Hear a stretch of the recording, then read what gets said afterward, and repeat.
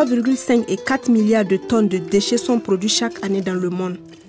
Ceci correspond à près de 10 millions de tonnes chaque jour, soit 115 kg à chaque seconde. Dans cette masse de déchets, 1,3 milliard de tonnes, soit 37%, sont produits par les 3 milliards de citadins que compte la planète.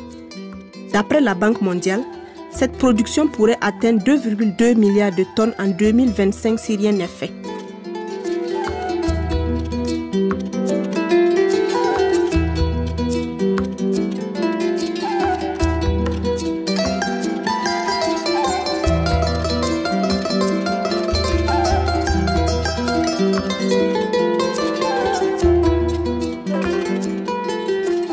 En moyenne, les déchets ménagers des grandes villes d'Afrique sont composés de 45% de fermentescibles, 35% de gravats et de poussière, 7% de textiles, 5% de plastique, 2% de papier et carton, 1% de métaux et 5% de déchets autres dont une fraction de déchets dangereux comme les piles et les déchets électroniques.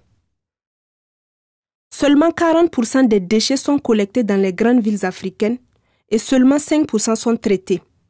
Ce qui veut dire que la majeure partie des déchets finit dans la nature, polluant les sols, les eaux et l'air. De plus, les déchets ménagers mal traités sont un facteur de développement des maladies diffusées par les mouches et les moustiques. Conscients de l'enjeu sanitaire, environnemental, économique et social que représente la gestion des déchets dans les villes, les collectivités territoriales et les décideurs politiques tentent de mettre en place des solutions adaptées. Ils restent cependant confrontés à des problèmes organisationnels, à un manque de formation de moyens techniques et financiers. Face à un manque de moyens ou de volonté des communes, les populations s'organisent parfois tant bien que mal pour assainir leur quartier.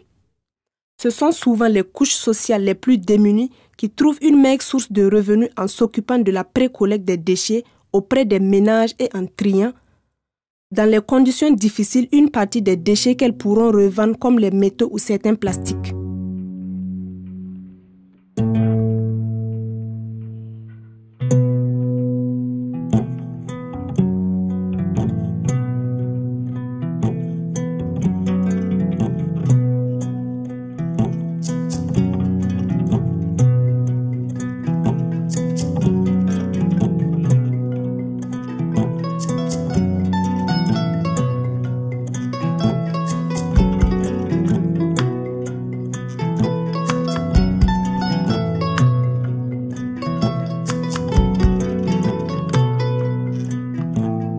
On a parfois cherché à reproduire sans adaptation et donc sans succès les solutions utilisées par les pays occidentaux. Or, il existe des solutions locales qui font leurs preuves, mais qui sont malheureusement isolées et peu connues. Les projets plateformes ressources et AfriCompost ont pour objectif de favoriser les échanges sud-sud afin de trouver et diffuser des solutions locales et adaptées.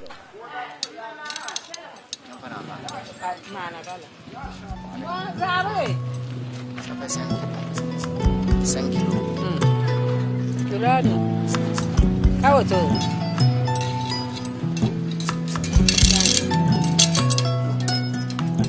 Pour faire face à la prolifération non contrôlée des déchets, de nombreuses structures s'organisent pour proposer des solutions.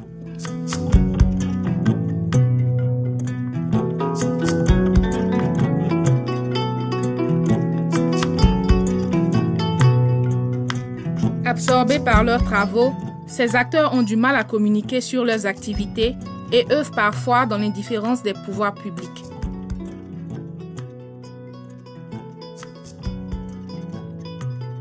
La plateforme ressources a vu le jour pour pallier au manque d'échanges entre les différents acteurs. Elle vise à capitaliser les connaissances et les expériences des différents acteurs africains et caribéens et à les diffuser largement pour le bénéfice de tous. Ce projet de 2,6 millions d'euros, établi sur 5 ans, est financé par l'Union européenne, le Fonds français pour l'environnement mondial, l'Agence française de développement et les moyens propres de certains partenaires. La plateforme ressources vise à produire et à diffuser des manuels sur les bonnes pratiques, des modules de formation pour les professionnels du secteur et des outils de communication et de sensibilisation. Mais surtout, ce que la plateforme ressources souhaite développer, c'est une prise de conscience politique à tous les niveaux de la hiérarchie des décideurs pour que la gestion des déchets devienne une préoccupation primordiale au vu de l'impact qu'elle peut avoir sur les questions de santé et d'environnement. Fondée par 11 structures partenaires depuis 2013 et portée par l'association française Gévalor, la plateforme compte aujourd'hui 22 membres, d'Haïti à l'île Maurice, en passant par le Bénin, le Cameroun ou le Togo. La plateforme est ouverte à tous les acteurs du secteur, que ce soit des structures privées, des collectivités territoriales ou des acteurs de la société civile.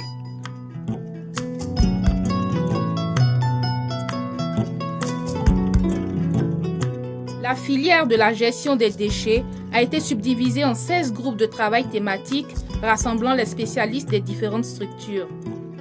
On distingue des groupes de travail techniques retraçant le parcours des déchets comme la pré-collecte, collecte et transport des déchets, la méthanisation ou le compostage. Il y a également des groupes de travail transversaux abordant les aspects d'ordre économique et sociaux, comme la prise en compte des informels qui interviennent de la pré-collecte des déchets jusqu'à leur recyclage, la commercialisation des produits issus de la valorisation des déchets ou le financement de la gestion des déchets.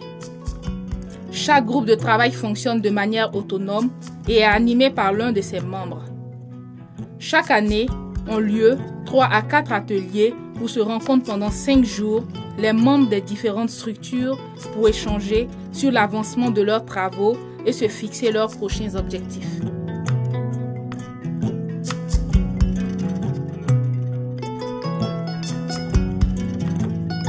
Alors, le centre ressources, c'est la branche d'action de la plateforme.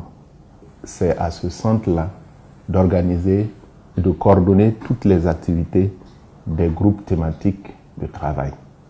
Après, il a fallu travailler pour la production des différents documents devant servir au travail de plaidoyer qui est quand même une des actions phares de ce projet. C'est ce centre-là qui sert en tout cas de courroie de transmission entre les différents partenaires. C'est ce centre-là qui organise aussi les ateliers thématiques qui donnent l'occasion aux différents partenaires de se retrouver physiquement et de pouvoir travailler sur des thématiques assez précises. Ces ateliers constituent aussi une occasion de partage avec l'extérieur, c'est-à-dire les municipalités, ça peut être les associations de collecte, de pré-collecte, différents acteurs. Et c'est l'occasion aussi, pendant ces ateliers, de mener des actions de présentation et de plaidoyer à l'endroit des autorités pour expliquer un peu les objectifs de ressources et faire changer les pratiques, surtout en matière de gestion des déchets. Il existe pas mal d'expériences dans les différents pays. Et nous, notre objectif vraiment, c'est de sortir tout ça, de mettre tout ça ensemble et pouvoir repartager, diffuser à travers les différents pays en voie de développement afin de rendre plus durable la gestion des déchets.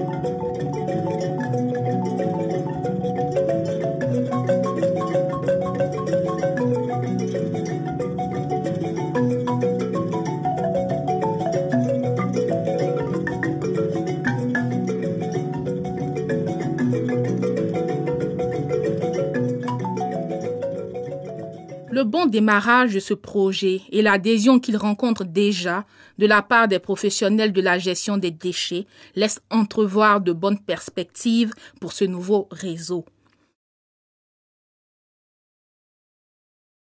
Les municipalités doivent faire face à des quantités croissantes de déchets avec des moyens financiers limités. Ces déchets contiennent souvent une part importante de matières fermentescibles, allant jusqu'à plus de 2/3 de leur composition. La décomposition anaérobie, c'est-à-dire en l'absence d'oxygène, des matières organiques contenues dans les ordures ménagères émet de grandes quantités de méthane, un puissant gaz à effet de serre participant fortement au réchauffement climatique. Le programme AfriCompost, mené par le consortium Good Planet, Gevalor, etc., propose le développement d'unités de compostage de déchets organiques dans 6 villes africaines. Le tri et le compostage permettent d'améliorer la gestion locale des ordures ménagères, tout en réduisant leur impact sur l'environnement. Le compostage est produit à partir des déchets ménagers. Ceux-ci sont triés manuellement pour en extraire les déchets fermentescibles. Ces matières sont mises en andin et régulièrement retournées pour que le processus se déroule en permanence en présence d'oxygène. Au bout de 60 jours, le compost est tamisé, puis laissé à maturer encore 30 jours. Enfin, il est mis en sac avant d'être commercialisé auprès des agriculteurs. Le budget total de ce programme est de 3,7 millions d'euros. Il est cofinancé par l'Agence française de développement et le Fonds français pour l'environnement mondial. Chef de file du consortium, la Fondation Good Planet est en charge de la valorisation des crédits carbone générés par le processus de compostage. Gevalor et etc. apportent leur support au quotidien aux opérateurs locaux de compostage. Les autres partenaires terrains sont en premier lieu la municipalité, un opérateur de gestion des déchets et d'autres partenaires techniques locaux comme les universités ou les ONG. Dans un premier temps, le consortium a développé un projet de compostage à Mahajenga, sur l'île de Madagascar, avec l'entreprise Madacompost. Au vu du bon résultat obtenu, le consortium prévoit de répliquer l'approche dans 2 autres villes africaines. Il s'agit de Lomé au Togo, avec l'opérateur de gestion des déchets Ampro, Chang au Cameroun, avec l'ONG environnementale IRA Cameroun. Au bout de 4 à 6 ans, les opérateurs locaux de compostage seront totalement autonomes. Ils maîtriseront la production et la vente du compost de bonne qualité et le suivi des émissions de méthane nécessaires à l'obtention de crédits carbone.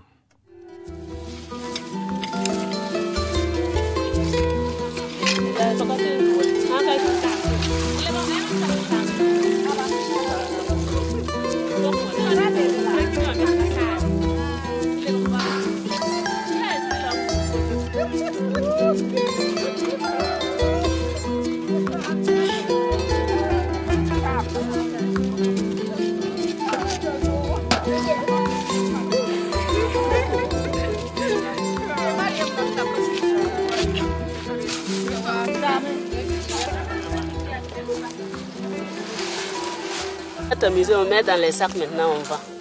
Voilà, c'est prêt. Les bénéfices de la valorisation des déchets sont multiples. Premièrement, sur le plan environnemental, chaque unité de compostage va permettre de traiter environ 10 000 tonnes de déchets par an. Cela va contribuer à l'assainissement de la ville et évitera l'émission de 30 000 tonnes équivalent de CO2 en 10 ans. Deuxièmement, sur le plan économique, le compost produit chaque année va permettre la fertilisation naturelle des sols. Le compost produit permettra également de réduire la dépendance des agriculteurs aux engrais importés dont les cours mondiaux sont imprévisibles. Enfin, sur le plan social, chaque unité de compostage créera plusieurs dizaines d'emplois directs.